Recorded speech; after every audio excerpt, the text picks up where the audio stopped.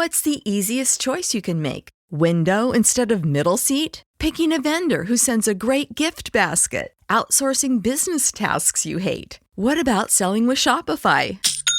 Whether you're selling a little or a lot, Shopify helps you do your thing, however you cha-ching. Shopify is the global commerce platform that helps you sell at every stage of your business. From the launch your online shop stage to the first real-life store stage, all the way to the did we just hit a million orders stage. Shopify's there to help you grow. Whether you're selling scented soap or offering outdoor outfits, Shopify helps you sell. Wherever and whatever you're selling, Shopify's got you covered. Sign up for a $1 per month trial period at shopify.com/try. Go to shopify.com/try now to grow your business, no matter what stage you're in. Shopify.com/try.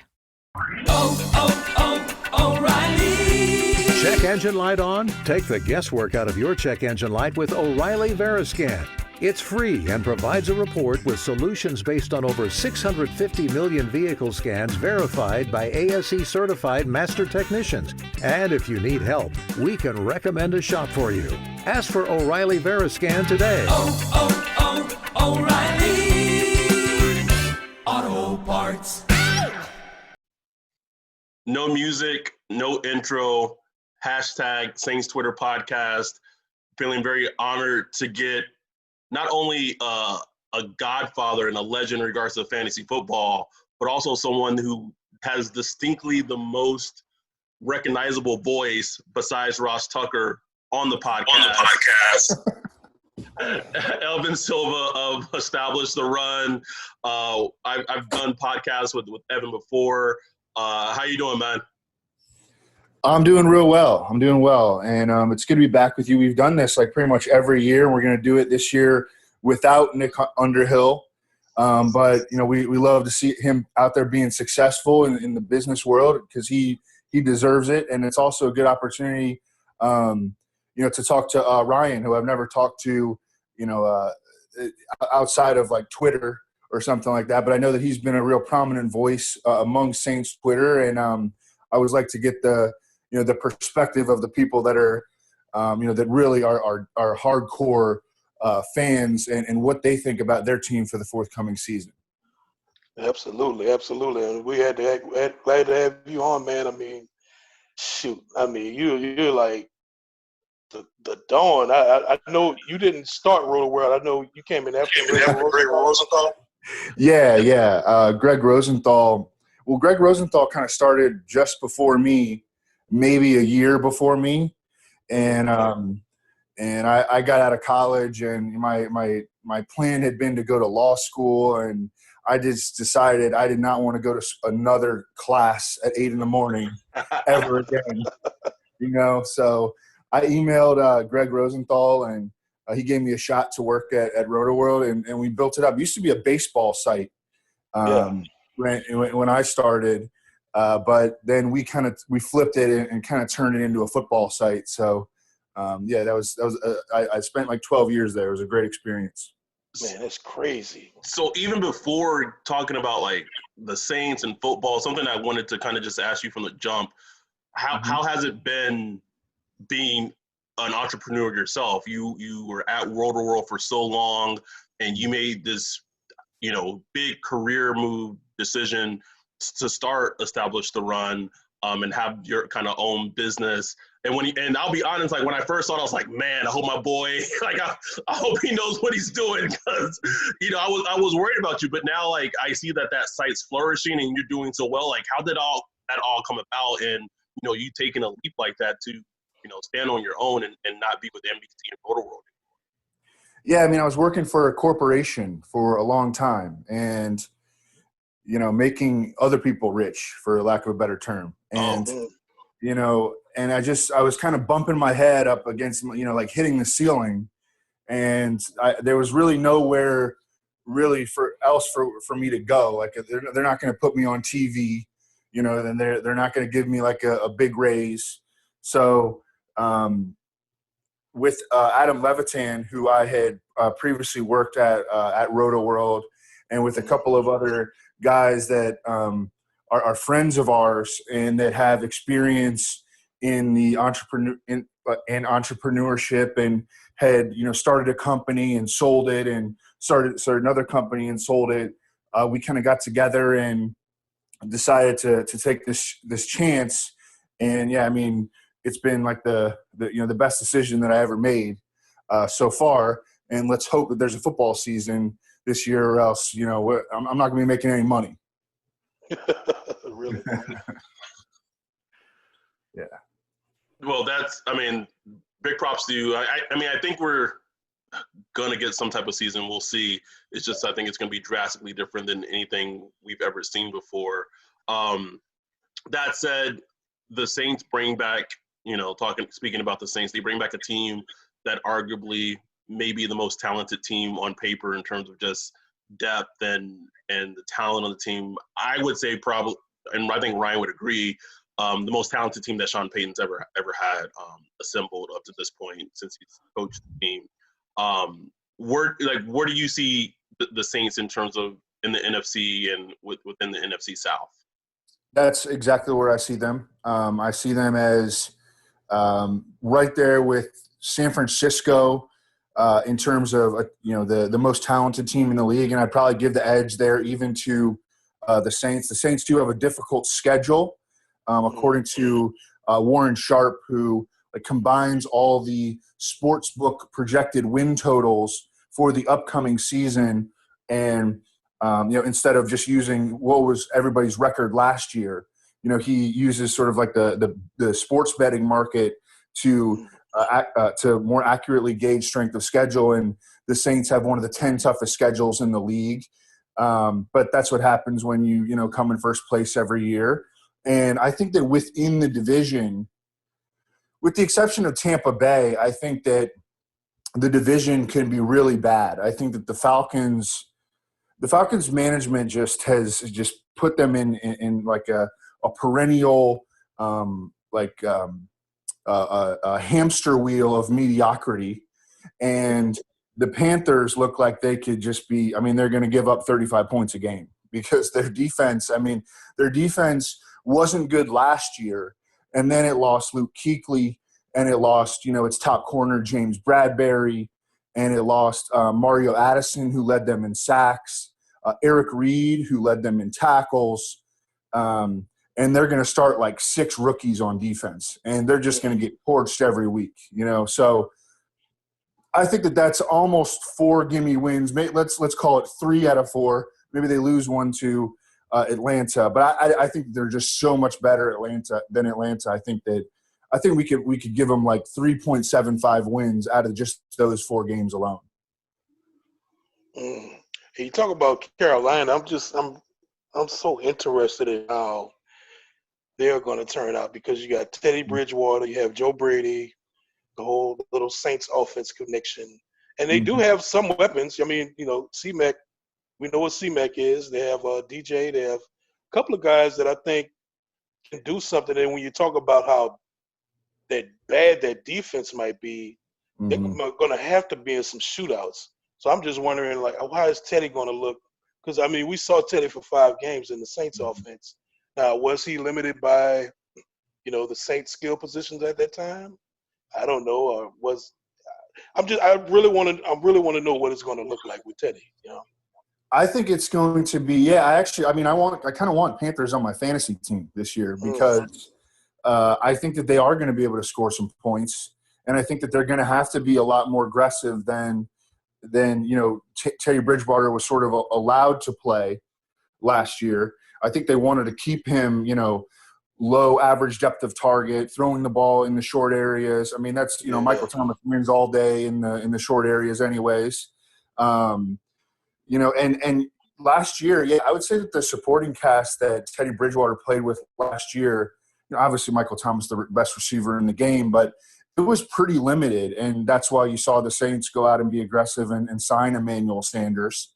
But I think that his supporting cast actually is going to be better, at least in the skill positions. The offensive line is a lot more questionable, obviously. But in the skill positions, I think he's going to be working with a lot more talent than he did really last season. I see something that one of my favorite things you do during the season is your breakdowns, before the Sunday's games, and just it's super detailed, and it's one of my favorite things that you've been doing for years now. On Twitter, I've seen you kind of talk about teams that you could feel have a bounce back, and I think one of those teams that that you've been mentioning is I believe the Cowboys potentially having a bounce back type of season. How do you just in general? How do you view the NFC, and who are some teams you think may bounce back, or maybe teams that can regress this upcoming season? Yeah, I think that the Cowboys they have a lot of talent on both sides of the ball, really, but really primarily on offense. They're returning 4 of 5 offensive line starters. Now, the guy that they lost up front, Travis Frederick, that's a big, big loss. But they do have Joe Looney, who started 16 games in place of Travis Frederick in 2018. And they drafted a center that a lot of people liked, Tyler Biadasz, I believe, out of Michigan. And he could get a shot in there. But, yeah, I mean, otherwise their offensive personnel really returns almost fully intact in terms of, like, their explosive players, and they're pulling out of that offense 2 guys who weren't as explosive in Jason Witten and Randall Cobb, and boosting the role for Blake Jarwin, who averaged like 15 yards per catch last year, was top 6 among tight ends in yards per route run, and then they stole CeeDee Lamb at the 17th overall pick, where no one thought that he would last that long. Stole him. Absolutely stole him. And, I think he's going to be their slot receiver, replacing Randall Cobb. And Michael Gallup last year was 6th in the NFL in receiving yards per game. And we've seen what Amari Cooper can do. He's coming off of his best season. He's really such a great fit with Dak Prescott, because Dak Prescott is not the best anticipation passer.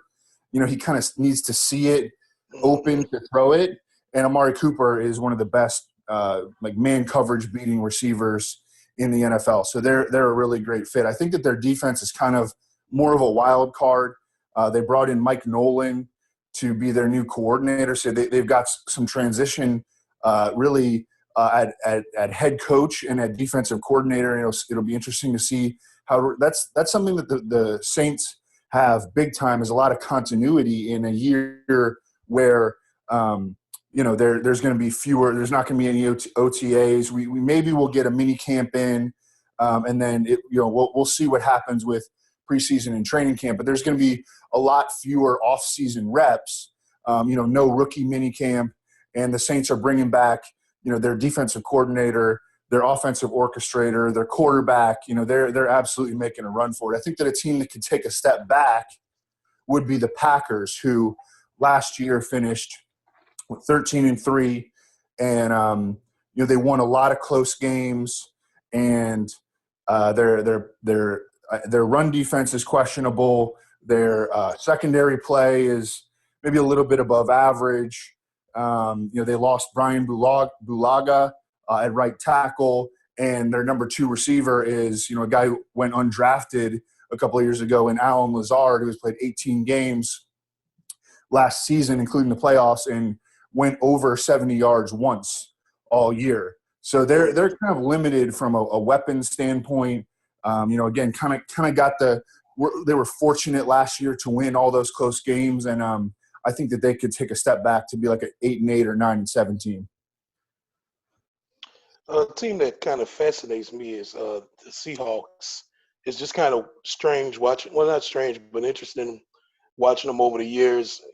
Beginning with Russell Wilson, they were ground and pound, defense, and Russell Wilson to come in and make a couple plays here, and that'll be enough. Now they're more of an offensive-driven team. They have the skill positions.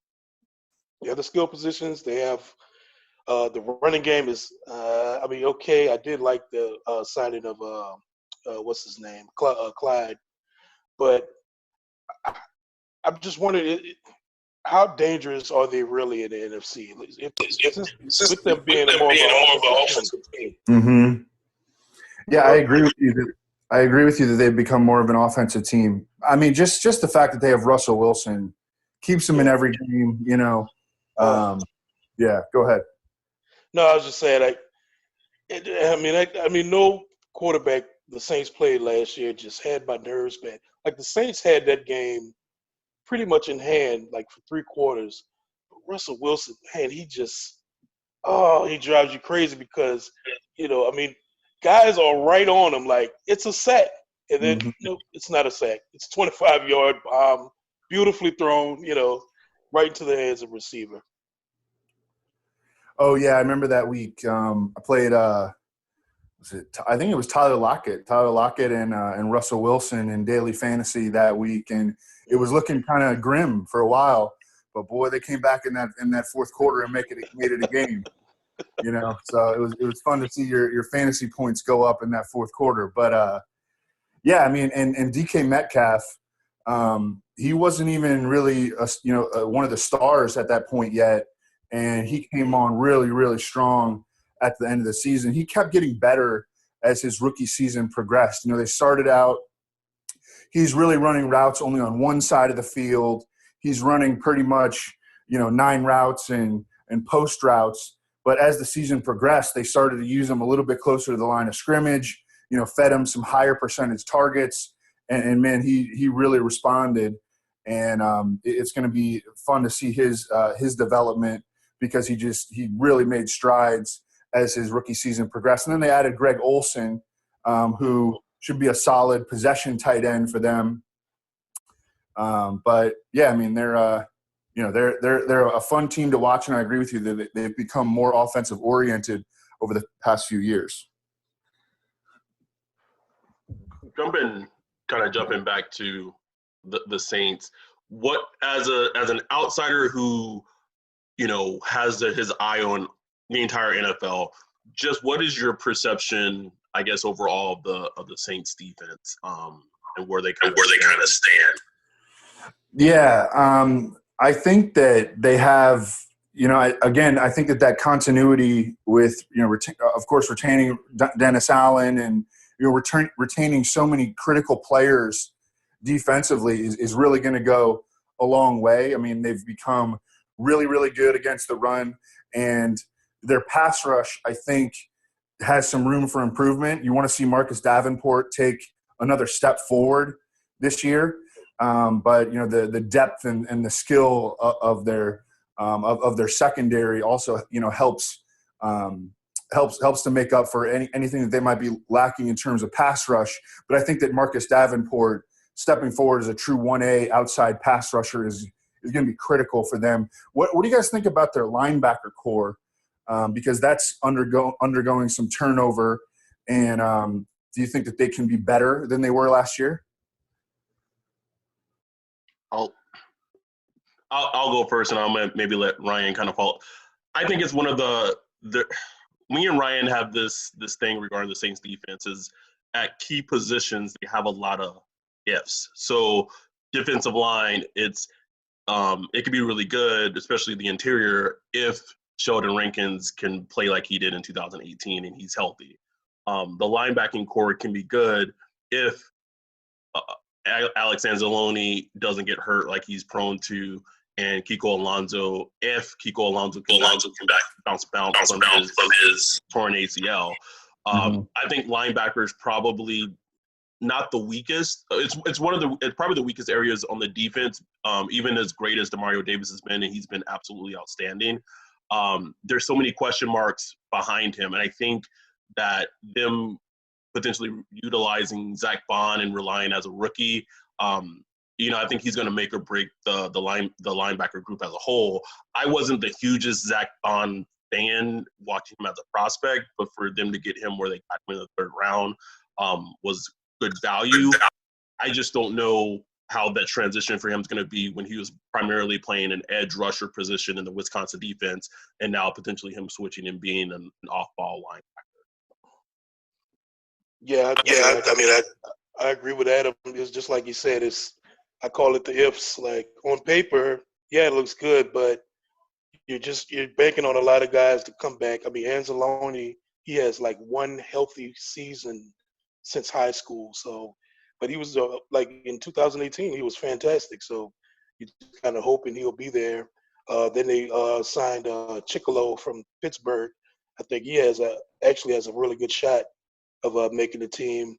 And there's like Craig Robinson in there, kind of special teams guys, but guys that'll get on the field. So I think it's a solid group. You could do worse in the NFL, but you're just kind of hoping at least one of those ifs is a good, is a yes and not a no. Another guy that I think is interesting that had a great season in 2018, I thought might become a star in the league was David Onyemata, and I felt like he did not show up quite as much this past year. He's a guy he's been a starter for the Saints and a rotational player. But where you guys think that he can get back on that track? Because I really thought that the arrow was pointing up on him in 2018.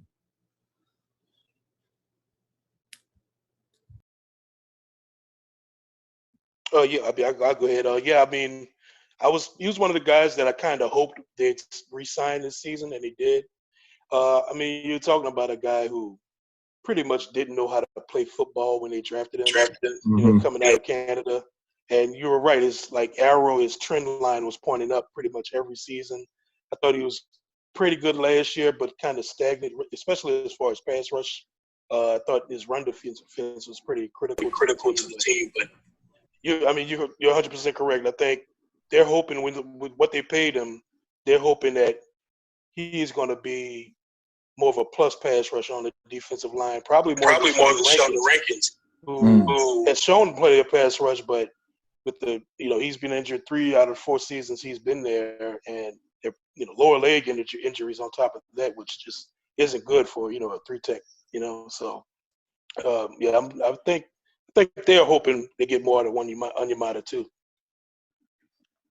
I wouldn't, and it may sound like a hot take, I wouldn't be surprised that if the Saints kind of moved on from Sheldon Rankins, if not this season, then next season. And I just say that just because of, injury history where he was kind of taken in the draft. I think they feel probably internally that Onyemata can do what Rankins does to a degree, at least that he's more consistent in terms of his availability, and they've already paid him potentially what Sheldon Rankins may want in terms of an extension or something like that. It's a small hot take, but it's one I could see the Saints wanting to move away from him if he's not able to kind of show up. It's a really important year for him. Huge year for him. Makes sense. We could. I think it would be redundant it would be a misuse of not asking you about kind of fantasy aspects of things. We know what Michael Thomas does.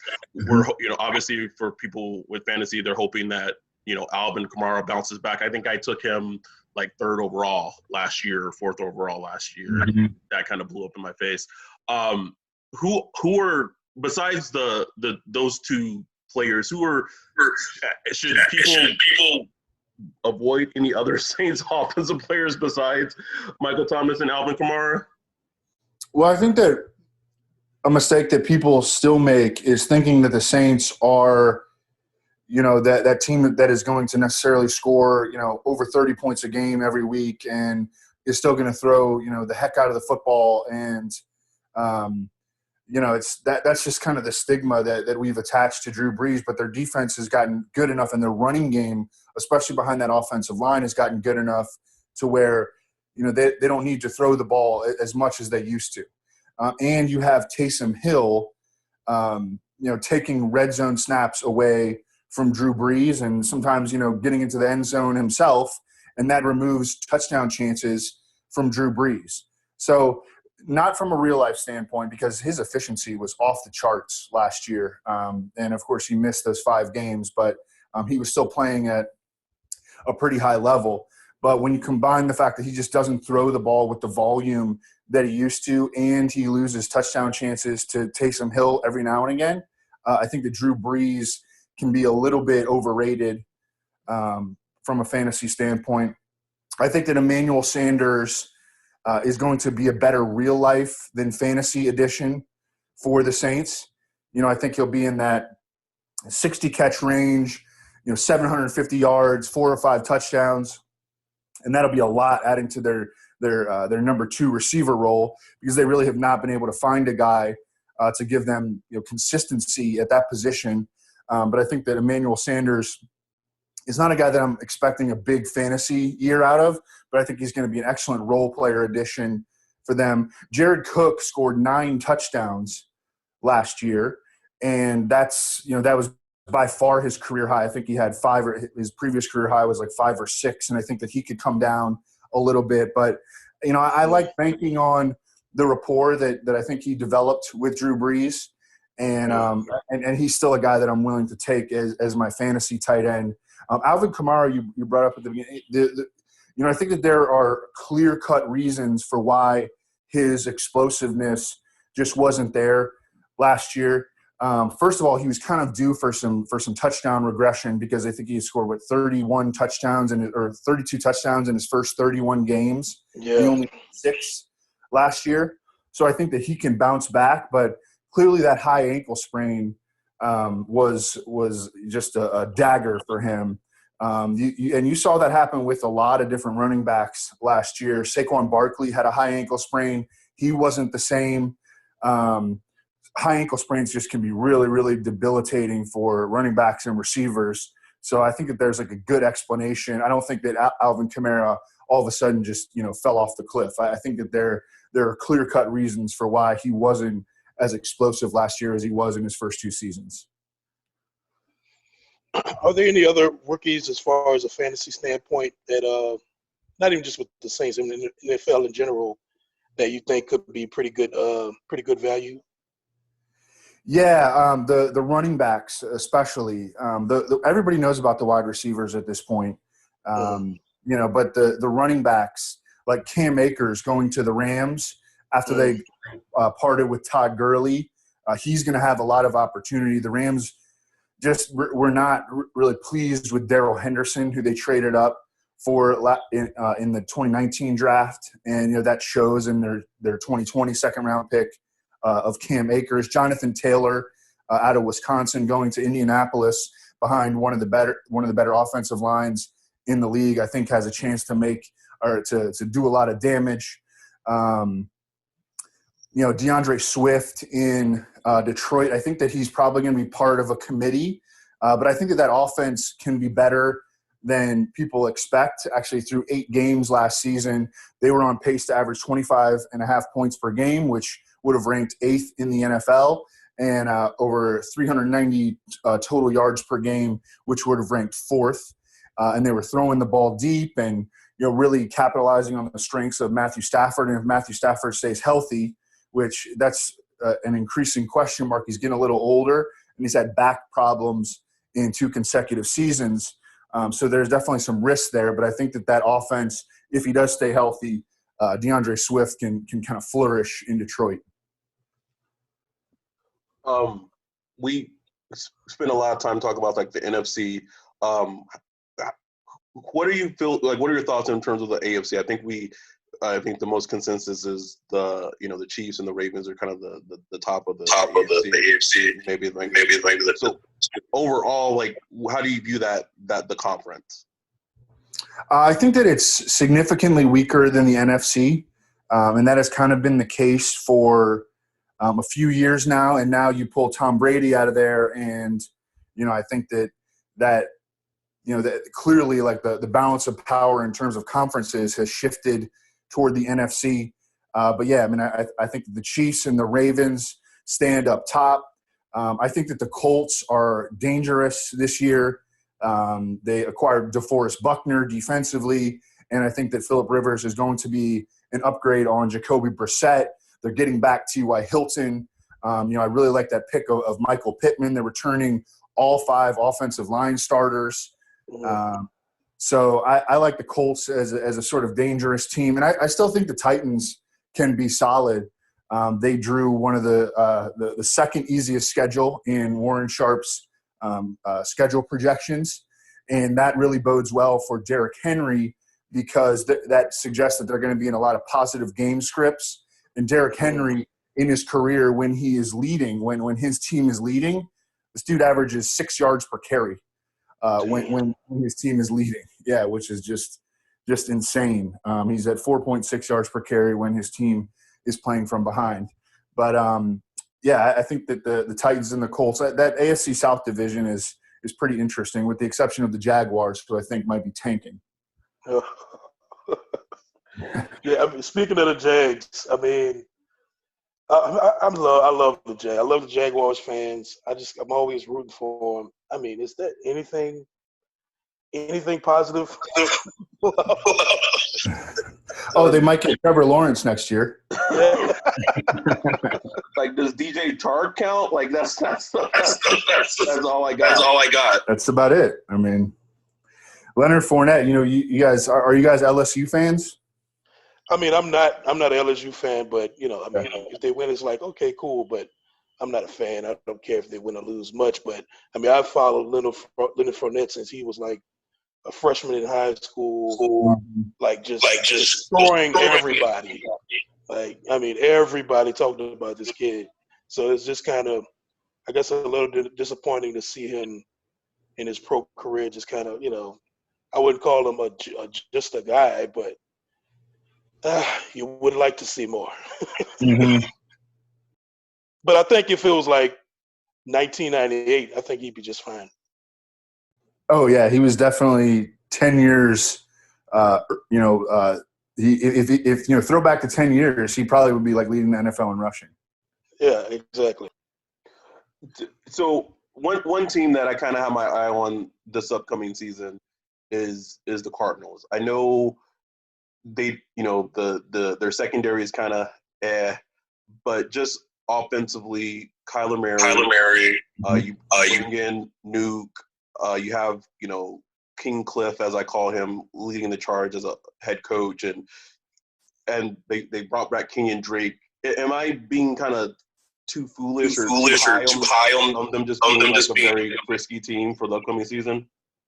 No, I don't think so. I think they had a really good offseason, a really good draft. I think they had a promising first year under Kingsbury, acquiring DeAndre Hopkins. I mean, they're going to pull out Damiere Byrd or Keyshawn Johnson and plug in DeAndre Hopkins for those guys. I mean, they were running out some guys that would be like second or third string in the preseason, and at that outside receiver position, I think that it's going to be DeAndre Hopkins and Andy Isabella as their outside receivers, and then they play a lot of four receiver sets. They played four receiver sets on 33% of their snaps last year, and then in the slot in those four receiver sets, I think it's going to be Fitzgerald and Kirk.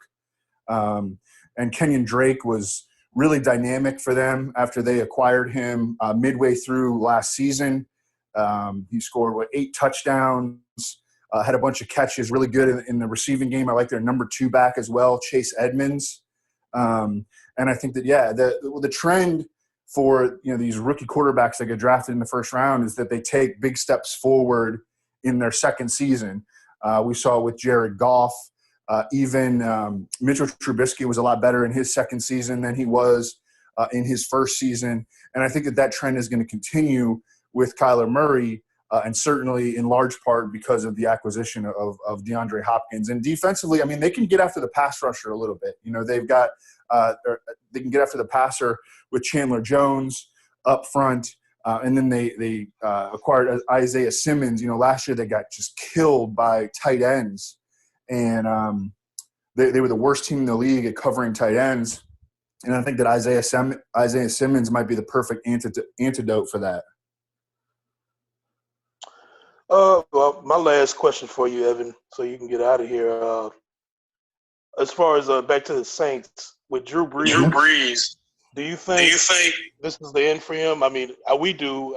I know I do. But with the production you saw from him last year, the deep ball kind of fading away, do you think this is kind of the last stands, the last chance, the last dance for Drew Brees? Yeah, I'm kind of trending that way. They did sign Taysom Hill to the 2-year deal. They've started to explore younger quarterbacks with that trade up into the 7th round. Was Tommy Stevens, right? Stevens, yeah. Yeah. I don't know where he's going to end up playing. I mean, there have been some speculation that he might move to tight end or something like that. But Sean Payton has talked openly about how he wants to, sort of groom a younger quarterback. I don't know if Taysom Hill is going to be that guy after Drew Brees, but I do think that this is probably the last dance for Drew Brees. But their team is built for it. I mean, you saw the way that they approached their draft. They were willing to trade future picks in order to acquire, just a small group of players that they thought could be impact near-term players in Cesar Ruiz and Zach Bond, who you mentioned earlier, Adam. And, I think that just the way that their offseason has gone, this is, they're going for it. And, even the Jameis Winston signing, I think, if Drew Brees goes down, then Jameis Winston gives them another option that they're very familiar with, having played against him, 10, 12 games inside the division over the past few seasons. And, I think that they're gearing up for this to be, a truly all-in year. Absolutely. Yeah, I agree with you. And I think as a Saints fan, I have this feeling that with all the talent on the team, it's just the potential disappointment that can come when the team is this talented. It's high. But hopefully the playoff failures, those trends don't continue. But before we get out of here, plug establish the run. Let the people know how they can win shit tons of money by subscribing to your site. I see you retweeting people who use your guys' advice for daily fantasy, and they're just making bank. So let hashtag Saints Twitter know how they can win some money if football is held this upcoming season. Yeah, and I think that the thirst is going to be strong this year because we've had a spring and summer without sports. So if you are serious about trying to win some money, whether it be in a higher stakes season-long league or daily fantasy, come check us out, establishtheRun.com, at establishtheRun on Twitter, and you can find me at Evan Silva on Twitter. Evan, thank you so much for coming on, man. It's always a pleasure getting to talk to you. Chop Up Football, we greatly appreciate it. I'm going to hit up Greg later and text him and said I had the Godfather Roll to World come on the podcast just to throw him some shade. Follow Evan on Twitter at Evan Silva. His write-ups for NFL games before Sunday are still legendary. They're so educated. And, Evan's one of the good dudes where he doesn't have a team. He doesn't have a team. Everything you're getting from him is unbiased, just observation. And so it's some of the best content you'll read on Twitter and regarding football. Thank you so much for coming on, man. We greatly appreciate it. Awesome. Thanks so much for having me, guys. This was great. Thanks, Evan. Appreciate it, man.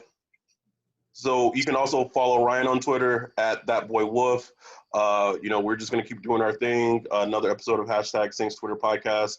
With that, everyone stay safe, be good to yourselves, spread some good vibes in this world because I just definitely need it right now. And right with that, we're out. Peace.